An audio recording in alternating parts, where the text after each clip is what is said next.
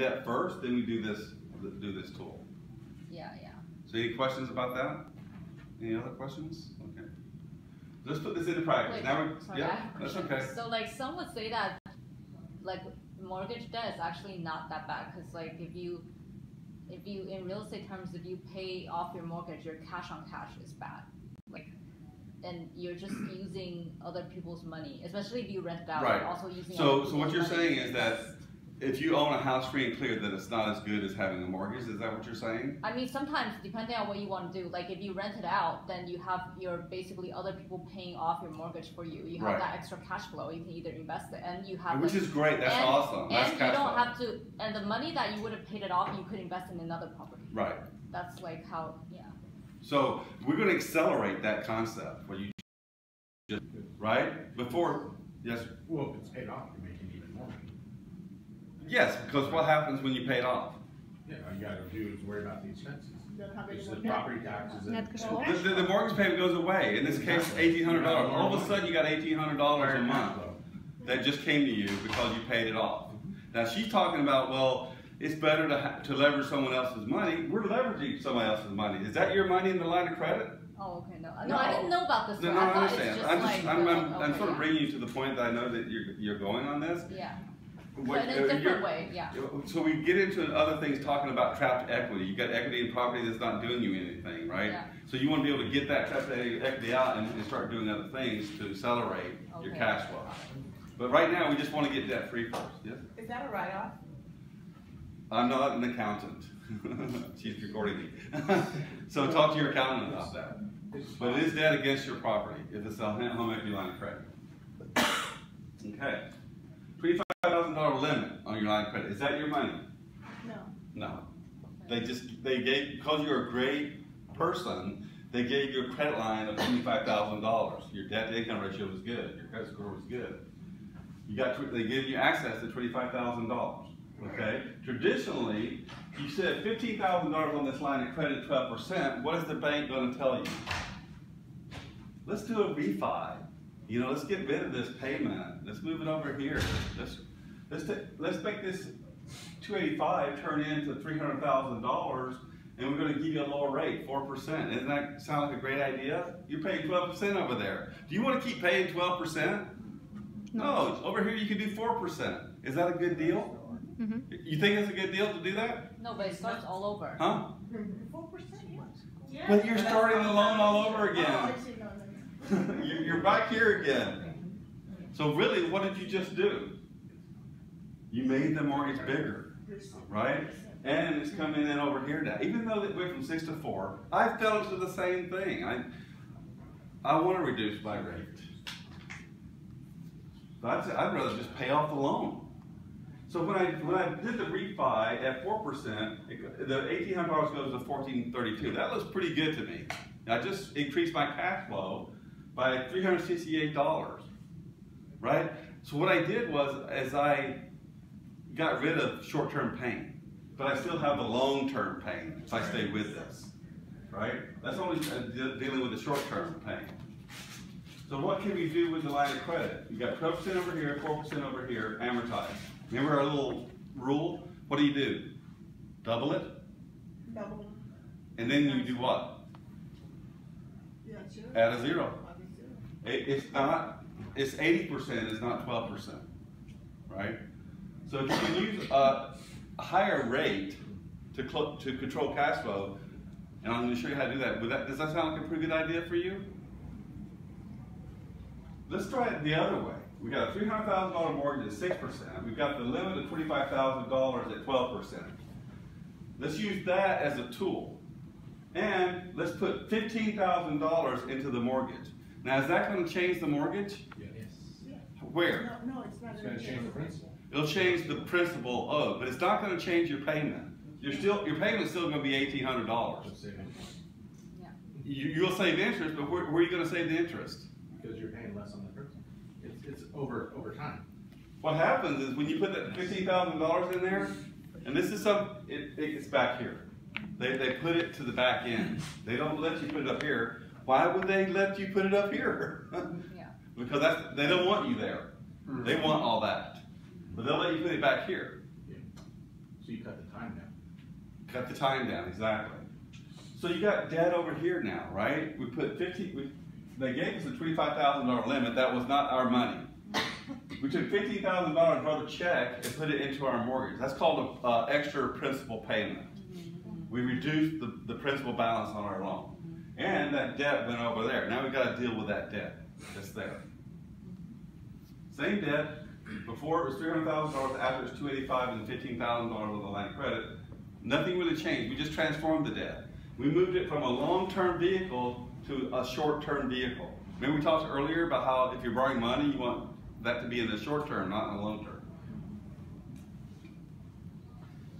$15,000. Where does that put you on the amortization if you're just starting this loan? 4 years into the loan. By putting that would be your principal right there. If you put that in the front, it automatically take you right to $285,000. You guys agree with that? Okay. 45 months. 45 payments times $1,800 is $81,000. $15,000 went to principal. $66,000 went to interest. Now we took $15,000 and put it in the mortgage. Do you think that we could save $66,000 in interest doing that? Yeah, we can do that. There's the $66,000 right there in interest that you pay in the first 4 years. So here we've got $15,000 principal, $153 a month on the left side, and your $1,800 a month on the right side, but then we're talking $66,000 in interest on a $15,000 principal. In order to get to this amount of money right here, $153 a month times 360 months, which is the full length of the mortgage, is only $55,000. It's not even this number here in the first 4 years. You look at it again, $66,000 divided by the payment of $153 a month is 431 months. 35.9 years, even longer than the 30 years for the mortgage, to get to that amount of interest. I'm just showing this to you, show how ugly that interest is. That's ugly interest. $15,000 times 118%. You'd have to have a line of credit at 118% in order. Yes, sir? Yeah, wow. A lot of questions. We gotta rush it up. 44 months at 118% to get you to the $66,000. So here, we took the line of credit, we put $15,000 into an extra payment here. What it does is it saves you $65,584 in interest. The amortization calculator that you put up on the spreadsheet will do that for you automatically. $298 toward principal over the loan. If you re-amortize that, it would be $374, but you can't re-amortize the loan. You can only put that principal toward the back end. I'll show you how that works. You are saving $65,000 in 45 months if you could re-amortize the loan. But this is what's really happening. You put the $15,000 in, he said it earlier, you go from 360 to 316. Instead of 360 months, it's 316 months because you put $15,000 in the beginning. $282,000 in interest, $348,000 in interest. The difference is what interest you saved by putting $15,000 in the beginning, $65,583. So it's pretty close to the $66,000 that we're talking about on the front end. On the back end, it pulled everything up by, what, 34 months? So we put a chunk into our mortgage, $15,000, we saved 45 months. Interest saved is $65,584. If we do it again, we save 80 months. And the interest saved is $113,000, yes? When do you put the 15,000? When do you put the next 15,000? That's the beauty of the tool. So you use it the first time, then your next, what do you have to do next? You pay down the line of credit. You let this go down to zero, the line of credit go down to zero before you do it again. But you have 25,000 line of credit. You only use 15. We had a $25,000 line of credit, but we only used $15,000. The other 10,000 we can just use. Well, it's just sitting there. We're not doing it, using it for anything right now. And if you had $1,500 a month cash flow, how long would it take you to pay down the line of credit? You got $15,000, 10 months. After 10 months, you can do this again. Then we do it again. We pay this down. Say it takes 10 months. Everybody's situation is different. It might take 8 months or 12 months or 15 months. Then we do it again. But in this case, yes. Wait, so why don't you just take out the whole 25 and then do it with 25,000? Because you don't want to max out your credit. Oh, you want? Okay. Yeah, you want to keep a little buffer in there so they don't shut down your line of credit. Okay. And keep your debt to income low. If you don't need it, don't use it. Oh, okay, I get what you're saying. So you do it again. You save 109 months, $149,000 in interest. You save $149,000 in interest. How much money did you use to do that? 45. Is that cumulative or is that? It's First time is at 45 plus. well, every time you do a chunk, you're saving that much. You know, it's 45 to 80, right? So it's not. You're not adding it together. Because I would think we go 45 then 90, but you'd only want to. Well, because you're further into the loan, it takes you don't get the bang for the buck Okay. Yeah. as you get into the loan. But what you're doing is you're taking $45,000 that you're doing this with, like on the wheel, to save $149,000, right?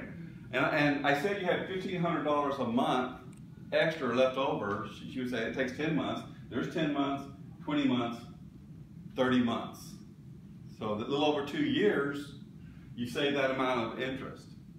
Does that sound like a good thing? Yeah. That's awesome. You guys should be like clapping. So how do we do this? Okay, I'm gonna have to get really quick because he already started to put the hook in my neck. Lines of credit, $50,000, $153 a month. This is the old way. You have your income, you put it in your checking account, you pay your expenses and your mortgage, and whatever's left over, you do whatever you do with whatever left over. Leave it in checking, or put it in savings, or maybe invest in some stock. So what we're doing is that we want to make the checking account the line of credit. We put money in and we pay our bills through the line of credit. So here it is. We put the line of credit in the middle, let it pay the expenses, and let it pay the mortgage. So don't have a checking account. You're basically replacing your checking account with your line of credit. But I'm simplifying it. Like for me, I have a checking account, I have a line of credit. Okay, yeah, got it. I deposit into the checking account. I transfer it to my line of credit as a payment. When I need to pay bills, I transfer from the line of credit to my checking account and then make my bill payment through the checking account. Yeah. It's just a little easier that way. The banks don't like that money. If you make a deposit in line of credit, it takes a long time for them to credit it to your account. So it's better to let the checking account do the hard work. But then, I could show this as a checking account right here. But as you get more involved into it, you'll see how that works. So in this scenario, we've got a $6,000 paycheck paid into the line of credit. We used the $15,000 already to put it on the mortgage. That's the first chunk. Now we need to pay down the line of credit. So we have $6,000 a month. Every time we make a payment into our line of credit, it reduces the amount of interest that we're being charged, simple interest. Yeah. $15,000 starting balance, $6,000 in. Okay, this is the $15,000 that we pay to the mortgage. Then we put this $6,000 into the line of credit. What is that? It's a payment. Yeah. I thought you said only 3,000. The $3,000. This is the whole month now. Oh, okay. $3,000 and $3,000. Right? Some people get paid twice a month. Okay. $6,000 deposit. You have a $9,000 balance left in your line of credit, right? You just reduced the amount of interest that they're charging you, but you had to pay expenses. $4,500 in expenses. Your new balance is $13,500. So we went from $15,000 to $13,500. Will that reduce the amount of interest that you owe? Yes. It'll go down to $137 a month. $16 less in interest a month. The first month, you go through that scenario, that's what happens. But then you start doing this for 10 months, your balance goes down from $15,000 down to ultimately to zero here. You got your income hasn't changed, your expenses haven't changed. What's left over goes for principal. You do have to make interest payments, so it's not quite exactly. You're going to pay $660 for 10 months in interest on that line of credit, above and beyond all that money you saved on the mortgage that you paid. So that's $660 divided by 10 months is $66 a month.